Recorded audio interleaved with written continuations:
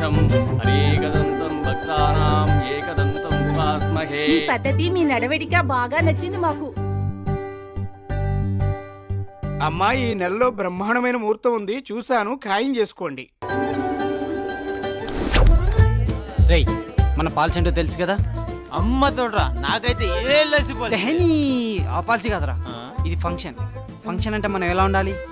ఎలా? మందెక్క తాగాలి, అన్నం తక్క తినాలి. మందెక్కువ మందెక్క తాగాలి, తాగాలి, అన్నం అన్నం తక్కువ తక్క తినాలి. తినాలి. మందెక్కువ మందెక్క తాగాలి, తాగాలి, అన్నం అన్నం తక్కువ తక్క తినాలి. తినాలి.